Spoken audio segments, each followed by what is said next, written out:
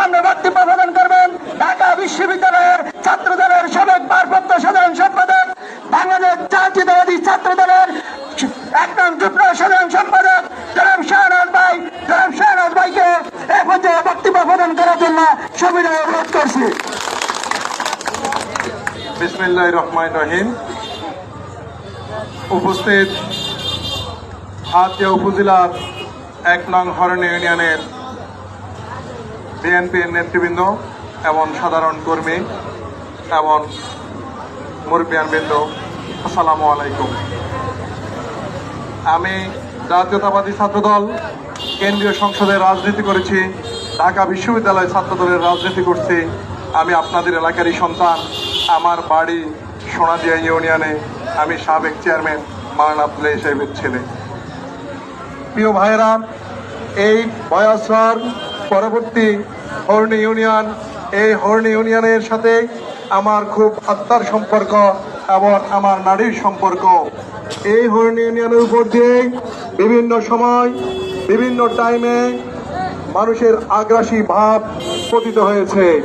সেই আগ্রাসী ভাব পতিত হয়েছে ওই সকল লোক দ্বারা যাদের উপর দিয়ে আমরা হেঁটে আমাদের জেলা হেডকোয়ার্টারে যাই। আপনাদের মনে আছে 2001 সনে আমাদের এই ভূখণ্ডকে কেটে অন্য জায়গায় নিতে চেয়েছিল। তৎকালীন আমাদের অঞ্চলে যারা বিএনপির নেতৃবৃন্দ ছিল, আমরা যারা তখন ছাত্র দল করি, আমরা মানববন্ধন আন্দোলন সবকিছুর সাথে জড়িত ছিলাম এবং আমরা সে আন্দোলনের ফলে আমাদের 2টি ইউনিয়ন ভেঙে যাওয়া ইউনিয়ন 2টি আমরা ফেরত পেয়েছি। একটি হরণী ইউনিয়ন আর একটি চানন্দী ইউনিয়ন। আজকে যারা এদেশে নেতৃত্ব দিতে চায় তারা সেই ইতিহাস জানে না, সেই ইতিহাস তারা জানে না। আজকের যে 2টি ইউনিয়ন আমাদের হাতিয়ার ভূখণ্ডের সাথে জড়িত আছে, এই 2টি ইউনিয়ন একমাত্র আমার নেত্রী, বিএনপির নেত্রী, তৎকালীন সাবেক প্রধানমন্ত্রী বেগম খালেদা জিয়ার অবদান। প্রিয় ভাইয়েরা, বেগম খালেদা জিয়া যদি সেই দিন সরকারে না থাকতেন, আমার মনে হয় না, আমার বিশ্বাস হয় না এই 2টি ইউনিয়ন আমরা হাতিয়াবাসী ফেরত পেতাম। আজকে আমাদের হাতিয়ার মানুষ এখানে স্বাধীন, সার্বভৌম, সুন্দরভাবে বসবাস করছে।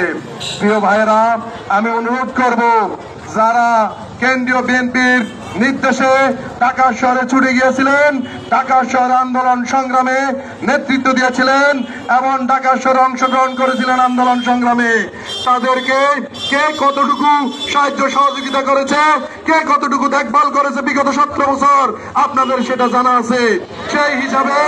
সেই হিসাবে আপনারা আপনাদের নেতৃত্ব বেছে নেবেন। প্রিয় ভাইয়েরা, আমরা নেতৃত্ব দিশে আসিনি। নেতৃত্ব যদি কপালে থাকে, এমনিতে আমাদের নেতৃত্ব প্রতিষ্ঠিত হবে। আজকে আপনাদের সামনে এসেছি দেশ নায়ক তারেক রহমানের 31 দফা বাস্তবায়নের জন্য। এই 31 দফার আলোকে আগামী দিনের গণতান্ত্রিক সরকার, বিএনপি সরকার যদি প্রতিষ্ঠিত হয়, সেই 31 দফার আলোকে সরকার পরিচালনা করবে বাংলাদেশে। আমার বিশ্বাস, আপনারা যারা বিএনপির রাজনীতি করেন, আপনারা এই 31 দফা নিয়ে এই 31 দফার লিফলেটটা পড়ে এবং দেখে এবং আমাদের যে সাধারণ ভাই বন্ধুরা আছে, এদেশের কর্মী সমর্থক আছে, এদেশের জনসাধারণ আছে, তাদের সাথে আপনারা আলাপ আলোচনা করবেন। এই 31 দফার বাস্তবায়নের আলোকে বাংলাদেশের রাজনীতি যাতে পরিচালনা হয়, সেই দাওয়াতটুকু দিতে আমি আপনাদের কাছে এসেছি। আর আপনাদের কাছে আসার পরে আমি দেখলাম এখানে শত শত লোক জড়ো হয়েছে, একত্রিত হয়েছে শুধু 31 দফার এই আলোচনা করার জন্য, দেখার জন্য, পড়ার জন্য। এই লিফলেটটুকু পড়ে আপনারা মানুষের মধ্যে সেটা বিতরণ করবেন এবং আলোচনা করবেন, আমি সেইটুকু অনুরোধ করলাম। দেশ নায়ক তারেক রহমান আগামী দিনের রাষ্ট্র কিভাবে পরিচালনা করবে, সেই প্রতি ছায়া এবং সেই আলোকেই এই 31 দফা প্রণয়ন করা হয়েছে। তাই আমি সবাইকে অনুরোধ করব, আমরা 31 দফার লিফলেট সবার হাতে হাতে আমরা এই বাজারে দিব। আপনারা সবাই থাকবেন এই বলে আমি আমার বক্তব্য এবং হাতিয়াতে এই শান্তি শৃঙ্খলা বজায় রেখে আমরা যারা রাজনীতি করতে পারি সেই সুযোগটুকু আপনারা করে দিবেন। কোনো উদ্বাস্তু বেশি আশা অন্য প্রান্ত থেকে এসে হাতিয়ার নেতৃত্ব দেয়, এটা কি আপনারা চান? সেই দিকে সজাগ থাকতে হবে। এই ভূখণ্ডে আমরা বসবাস করতে হবে। আমাদের ভূখণ্ড যাতে কারো হাতে উঠে না যায় সেদিকে খেয়াল রাখতে হবে। দেশ নেত্রী বেগম খালেদা জিয়া সেই দিন আমাদের ভূখণ্ড, আমাদের মরহুম আমির ইসলাম কালাম সাহেব যেই সীমানা দিয়েছে সেই সীমানা আমরা এখনো ফেরত পাই নাই। আমাদেরকে সেই মানচিত্র যেতে হবে, হাতিয়াবাসীকে সেই সীমানায় যেতে হবে, সেখানেই আমাদের শেষ ঠিকানা। আমাদের হাতিয়াকে সে পর্যন্ত নিতেই হবে, এটাই থাকবে আমাদের আন্দোলন। আমাদের ভূখণ্ডের উপরে যদি কেউ আঘাত করে আমরা কাউকে ছেড়ে দেব না, ছাড় দেব না। বিভিন্ন পায়দারায় তারা আপনাদের উপরে শাসন করার নাম দিয়ে শোষণ করার চেষ্টা করবে। আপনারা সেটাকে সুন্দরভাবে মোকাবিলা করবেন বলে আমার বিশ্বাস। অতীতেও আপনারা মোকাবিলা করছেন, ভবিষ্যতে মোকাবিলা করবেন। যদি মোকাবিলা না করতে পারেন আমাদের এই ভূখণ্ড আমাদের হাতিয়ার সাথে থাকবে, আপনাদের ভূখণ্ড থাকবে, আমি সেটা বিশ্বাস করি না।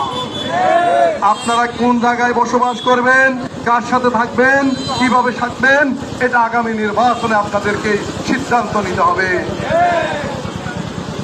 আমরা সবাই এখন 31 দফার লিফলেট সবার হাতে হাতে পৌঁছে দেব। এই বলে আমি সবাইকে ধন্যবাদ জানাচ্ছি এবং আপনারা সবাই উপস্থিত হওয়ার জন্য আপনাদেরকে আবারও কৃতজ্ঞতা এবং ধন্যবাদ জানাই। আমি মাগরিবের পরে এখানে দুর্গা উৎসব আছে, আমরা আমাদের সনাতনী বন্ধু ভাইদের সাথে আমরা শুভেচ্ছা বিনিময় করব দুর্গা উৎসব উপলক্ষে। সকলকে থাকার জন্য আমি অনুরোধ করছি। আল্লাহ হাফেজ। দেশ নেত্রী বেগম খালেদা জিয়া জিন্দাবাদ। সকলকে ধন্যবাদ। তারুণ্যের অহংকার তারেক রহমান জিন্দাবাদ। আসসালামু আলাইকুম।